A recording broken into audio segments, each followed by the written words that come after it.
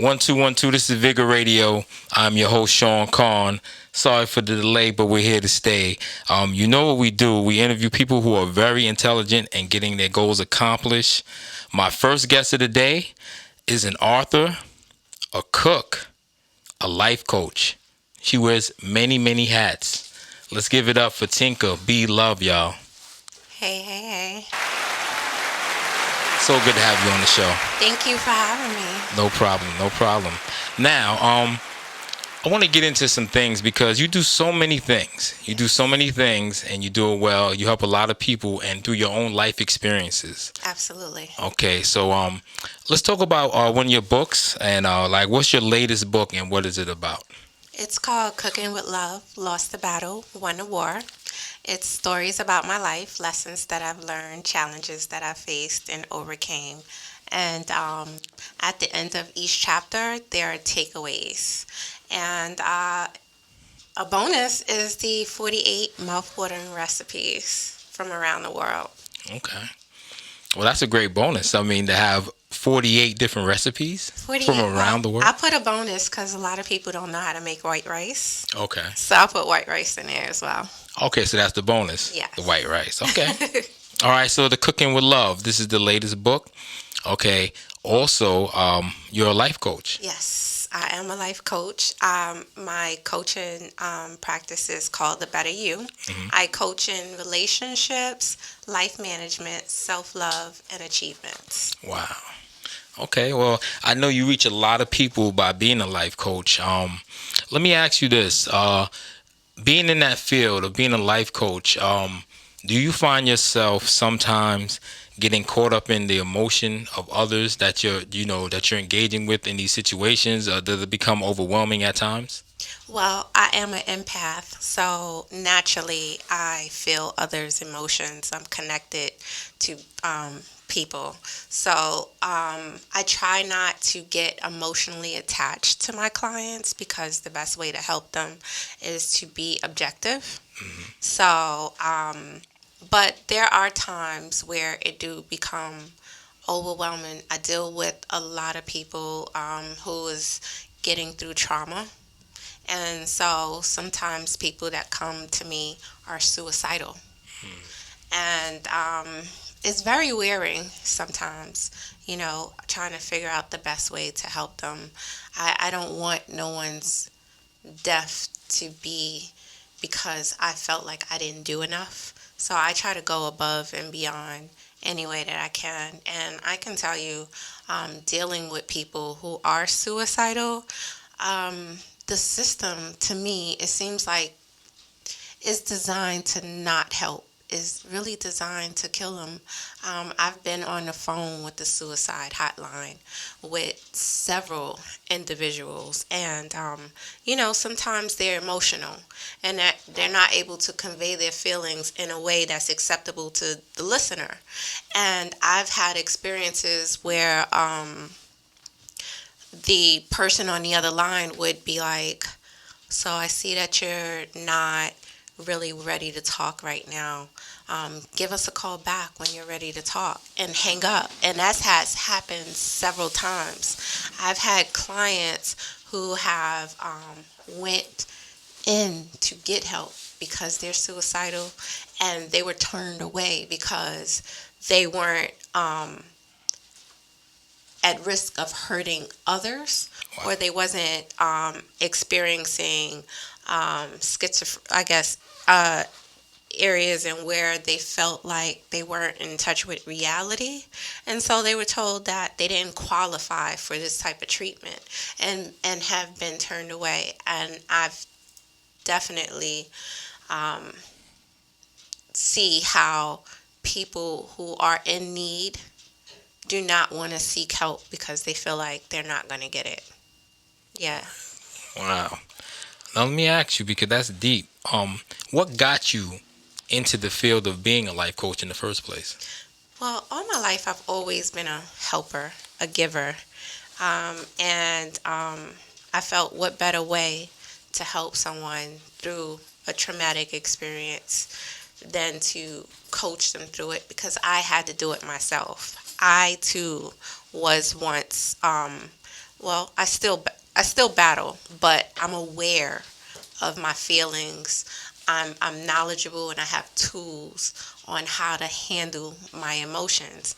But there was a time where I was very much depressed and had anxiety, and I even tried to commit suicide myself. Yeah. So, coming from that and wanting to live, my goal is to try to help others and see that there is light on the other side. There is life after trauma. There's life after loss. You can get through anything. You just have to believe and have faith that it's possible. No, that's amazing. You know, and so many people deal with depression. Even sometimes they don't realize that they're dealing with it, or they don't know how to categorize it, what they're dealing with. So it's very hard. Even myself, I've had a stage where for like a year and a half I didn't know what was going on with me, but I was in a low place, and really found out that it was of depression that I was going through.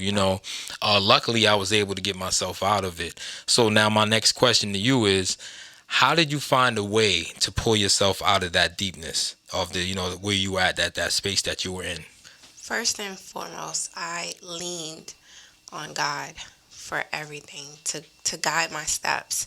And then I made it my business because I knew I really wanted to live. I was asleep for 2 days, I would say. And I can't say it was sleep. I really died because during that time, I saw my whole life flash before my eyes. Everything that I did, good and bad. And it felt like at that time I needed to make a choice if I wanted to live, and if I was going to change my ways, because I wasn't always a good person. I'm from the streets, from Harlem. And during that time, I really made it my business to seek the help. I saw a therapist 4 days a week. I got a life coach myself. I leaned on people that I can trust. I had a friend and her husband that was there for me 24 hours a day. And it really, really helped me. And then I utilized my grandchildren. I kept them with me a lot. I put myself only in positive situations. I only surrounded myself with positivity. I watched motivational movies. The Secret was one of those movies that was very instrumental in my recovery, and really the grace of God. Like, seriously. No, definitely. And what you spoke on, I can relate. And not even when I was in that stage, but just the information. When you said The Secret, around 2007 is when I first saw The Secret, and then maybe a year later, I read a book called "Asking It Is Given" by Jerry Nestor Hicks, and it's basically saying learning how to manifest your desires.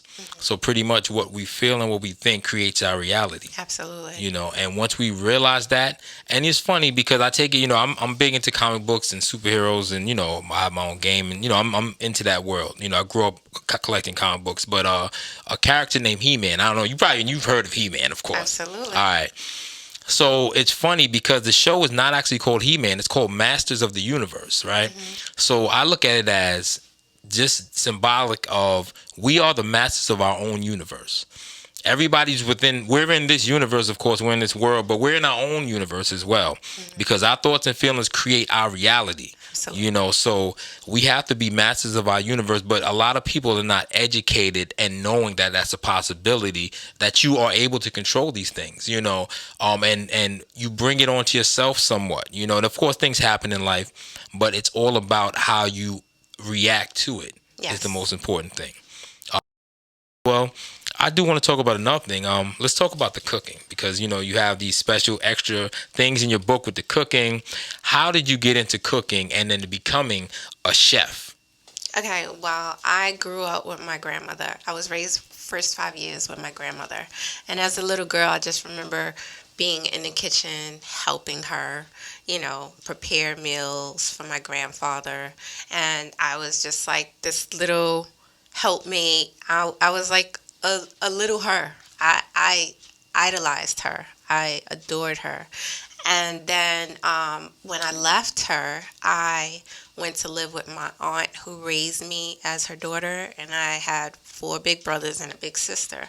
But we ate out a lot because it was a different lifestyle, if you know what I mean. So we ate out a lot. So I enjoyed the flavors of food. I loved to taste different cultures. And then when I got a little older, I had my daughter young.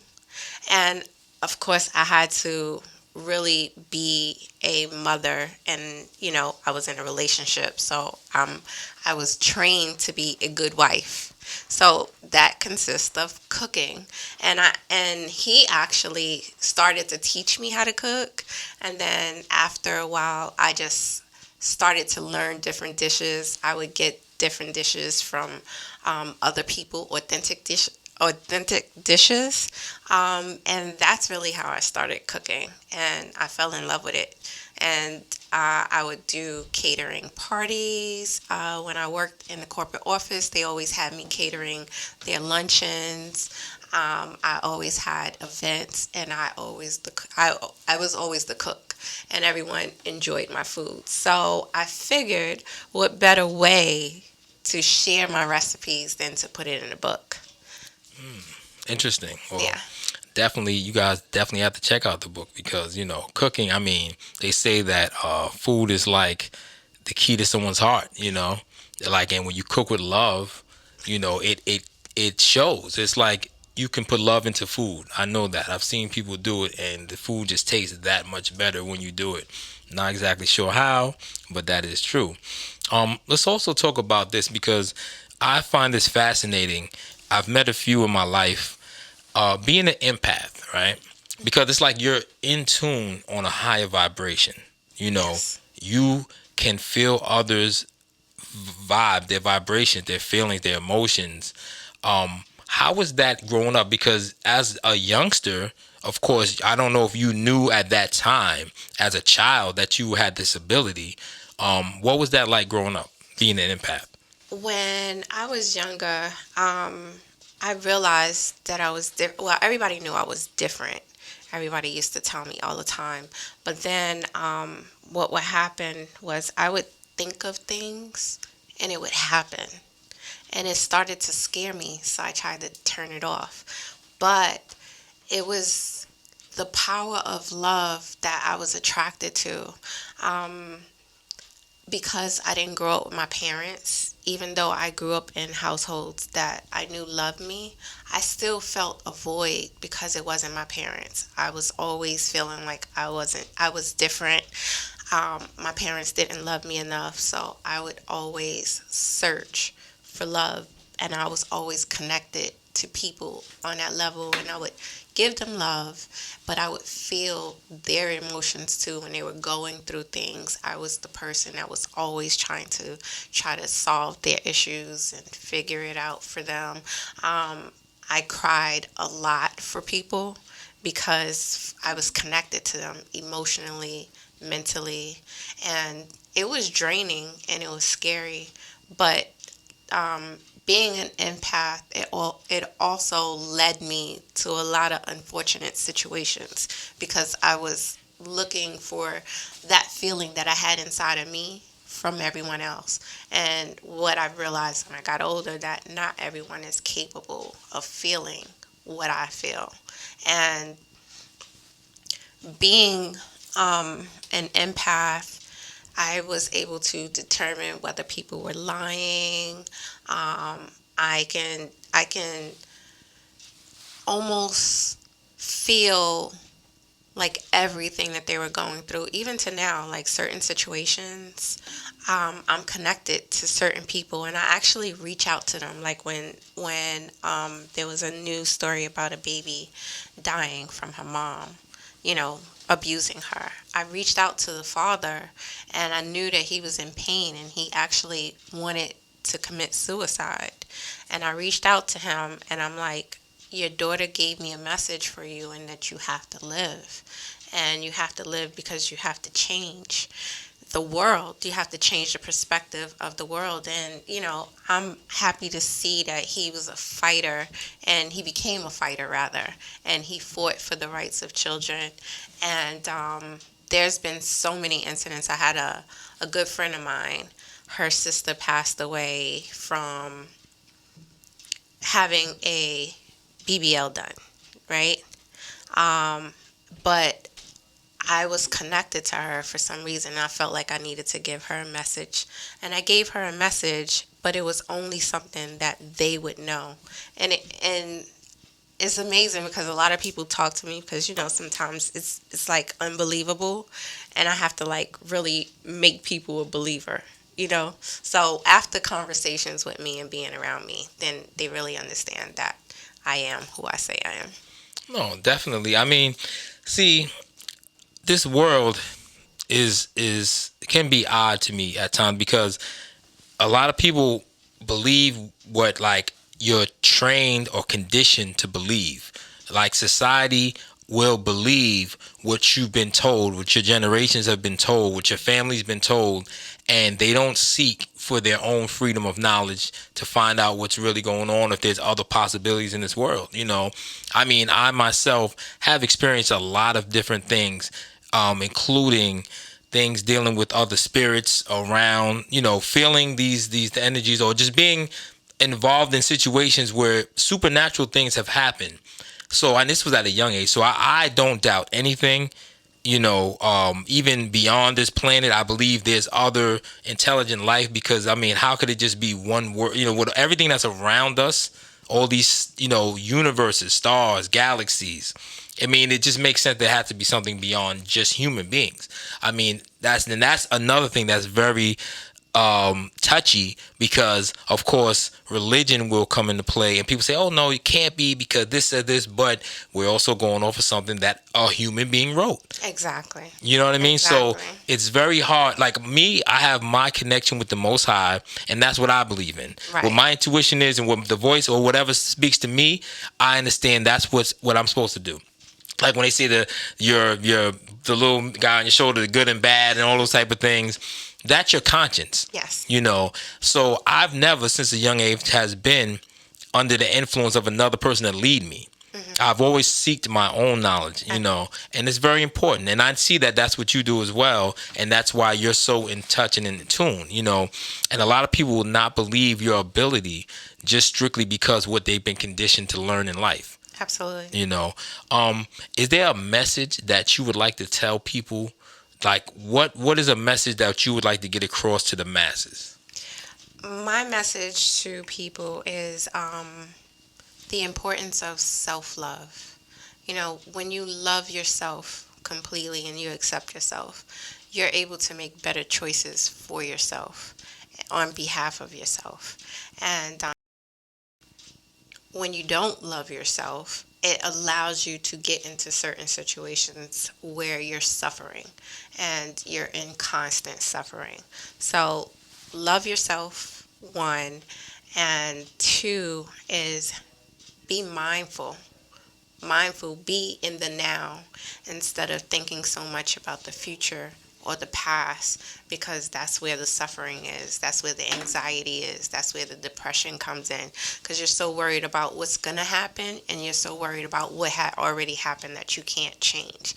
So mindfulness allows you to be in the present moment and enjoy what is happening now, and makes you more aware of your surroundings, more aware of yourself, in touch with your own feelings, and it allows you to be able to manage and control your feelings. Definitely.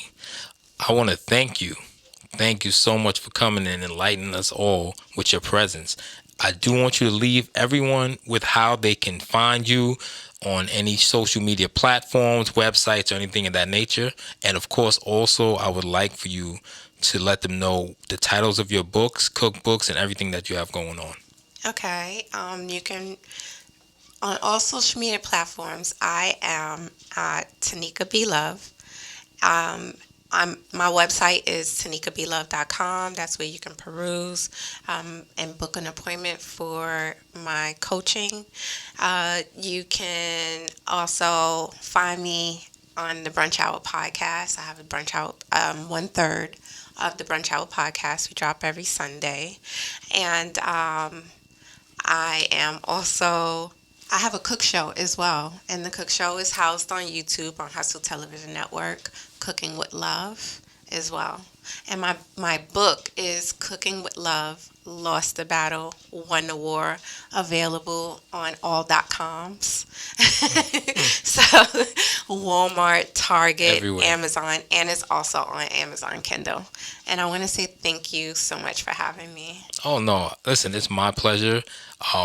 You're an incredible person, and this is what this show is about. Very intelligent, getting goals accomplished. You are one as well, and this is what VIGGA stands for. This is what you are. This is why we're here. I want to thank you for being on the show. If we can get a round of applause. Thank you so much. And what we're going to do is we're going to take a quick musical break as I bring on my next guest. Coming up next, we do have the incredible hip-hop gamer. But right now, I want y'all to feel like everything. You know, chicks like this kind of shit, you can dance to. I wish I could sing and shit. I wish I could sing like Michael McDonald and shit. I can't sing though, but I know who can hold it down for me. This the chorus coming right here.